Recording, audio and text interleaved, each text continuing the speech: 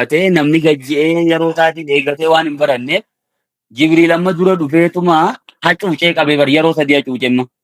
Yeroo sadii hacuucee muddeeti bakka rifachiisee akkasitti achi booda qaraa isu seene achi booda wanni inni itti hime sirrii galaafi turte jechuudha.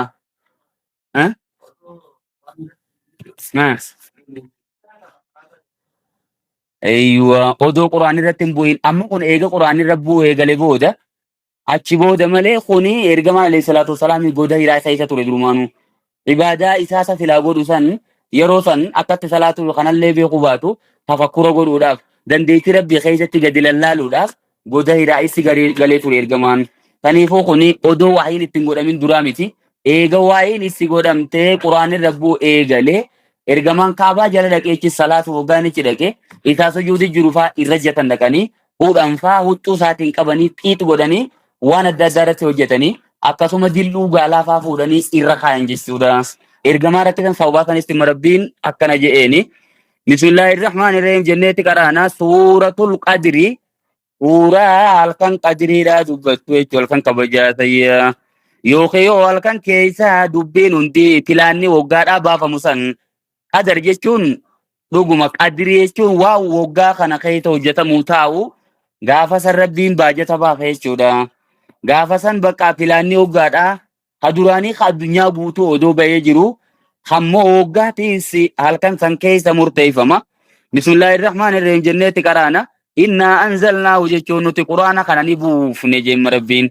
Innaa jechi jiru kun naa damiiru lil mutakallimil mu'azzimi nafsahu jenna. Isa lubbuu isaa if guddisuutiitu naa ja'a jechuudha. If guddisuufi malee rabbummaanu if heddummeessuufi miti. Heddummina agarsiisuufi miti rabbiin shariikan qabu.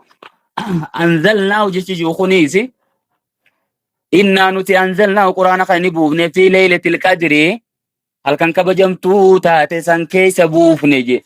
Fi leeylati mubaarakatin jammu waa isa biraa keessatti qadri jechi jiru kun kheyriin halkan sanii baay'annaan halkan kabajamtuu taate halkan kheyriin keessa heddummaattu jennee fassarre yookiin yoo fi leeylatil qadri jechuun halkan wanni hundi murteeffamtu jechuudha. Wanni waggaa kana keessa taateen waggaa kana keessa ta'uu deemtu hundi murteeffamtu san anzalnaahu jeemara rabbiin dubaree rabbiin quraana halkuma tokko qofa buusee fixeere. Isummaan tunummaatii leelatul qadriin kuni halkan rabbiin quraana buuse suni ji'a kam keessa ji'a ramadaanaa keessa beekamaadha. Shaaru ramadaan alladii unzila fi qur'aanu ila quraanummaan kan buufame ji'a ramadaanaa keessa quraanni bakka takkatti hin buufamne duuba akkamitti kana jenna. Nabiyyallaahi Muhammad irratti bakka takkatti hin buufamin malee mankuusa saasan hafamii tana keessa jiru jechuudha. Beetal Izzaa mana jaamuus jira. Beetal Izzaa jechuun dhugaadha. Suduuda kaabaadhaatiin jira. Bakka quraanni geeffameetti kuufame sani jechuudha. Anzalnaa jechuu fi nazzalnaa garaagarummaa qabaa jiran. Anzalnaa hoggaa jumlata waayidatan bakka takkatti Beetal Izzatti gabbuufame. Nazzalnaa hoggaa immoo bi'adadil waqaa'i'i jiran.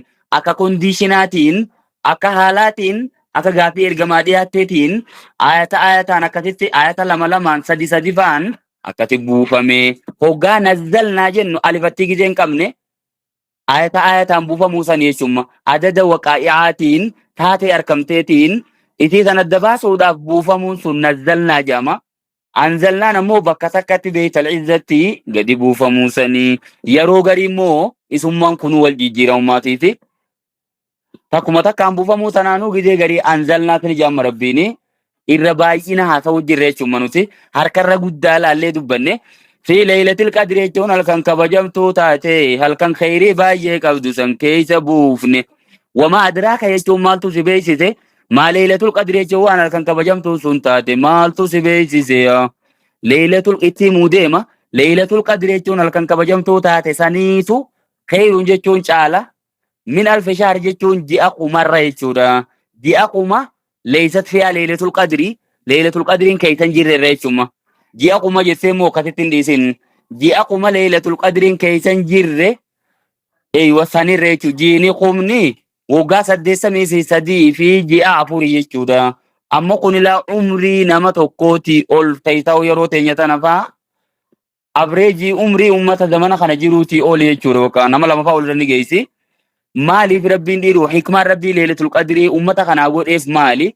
Leelatul qadriin ummatuma kana qofaaf kennamee jedhan. Ummanni duriin qabu kana qofaamaa kennameenaan ergamaan alayhi salaatu wassalaami gaafii dhiyeesse rabbiif. Yaa rabbii kiyya umriin ummata kiyyaa gabaabduudha. Akka ummata durii miti. Ummanni durii sun waggaa 400 jiraata. Waggaa 200 300 jiraata. Ka waggaa 1000 jiraatu ture warri kana biyyallaa hin ursun kunoo. Duuba ummanni kiyya immoo umriin isaanii gaggabaabduudha. Nama kam tureetiitu waggaa 60 meeqa 70 meeqa toora kana jechuudha. Ta Itoophiyaa afaan meeqa jirteessamma? 45? Allah.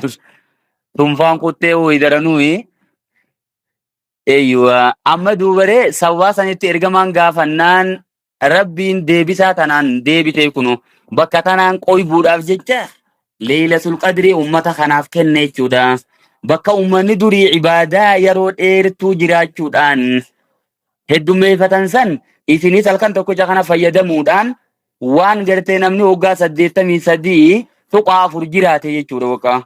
Ji'a 4 jiraate hojjetatu walkuma tokkotti oomishachuu. Amma duuba isin sun deebitee ibaadaa hanqa sanirraa ni geessi reemu tokko malee leelatul qadri. Ramadaanuma kana keessa walitti dhaabee salaatee bakka ibaadaa hojjetee achi booda yoo taa'e kam waggaa 83 tuqaa 4 jennee finnimma. Bakka achi booda waa waggaa 83 tuqaa 4 kaa'adhee niin taa'yo jeesaatii tuni hin taatu tunimmaa ziyaadaa rabbiin fidee boonasee rabbiin irra nuu kaa'e malee bakka biraa cufuu hin dandeessu jedhan tun. Tola oolina rabbiiti akkasuma fudhachuu qabna. Tanazzalul malaa'ikatu jechuun akkasuma maasii halkan sun leelatul qadrii barma faayidaa isaa lakkaa'u jira bar. Inni kun halkan qadrii wannummaan isa godhee maali?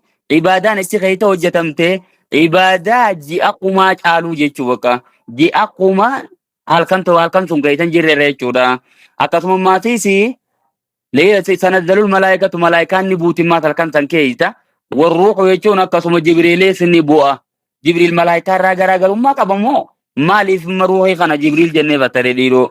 Naam Jibriil kabajaa qaba jechuudha. Malaayikonni kun kabajaan qabanii jechuuf hin deemnu. Guddina isaa irratti qaceelchuuf jechamma. Innummaanuu amiira malaayikaati. Ra'iisa malaayikaa waan inni ta'eef isa kophatti fidee ispeeshaalitii biraati fidee isa irratti haxxafeessu malaayikota irratti. Yoo ruuxiin kun malaayikuma biraa guddaa tokko warri juus jira. Gara kanatti dhiibatu irrammaa warruuxu jechuun Jibriileetti ni bu'a fi halkan san keessa bi'izni rabbiin jechuun hayyama rabbii isaaniitiin bu'an jechuudha. Rabbiin hayyama godheefiiti akkasitti bu'anii min kulli amriin jechuun waa hundaa fi bu'an je. Miniin tun amma maal goone sababiyyaa goone maal jechuu min ajli kulli amriin jechuun waa hunda hojjechuuf bu'an jechuudha. Waa waggaa kana keessa hojjetamuu qabu. Akka isiin hojjetamtu jechuuf bu'an yoo min kulli amriin jechuun miniin tun maana alaamattiiti likulli amriin jechuudha. Likulli amriin jechuun waa hundaaf bu'an jennime yoo maanaa baattiiti bikulli amriin waa cufaan bu'an. Itiin tun irra deemture baay'ee. Bikulli amriin jechuun waa cufaani waa waggaa tana keessa hojjetamuu deemu hundaan halkan san gabbu'an fidan asitti. Eenyu bira dhiisanii deeman jettee moo nan gaafatin.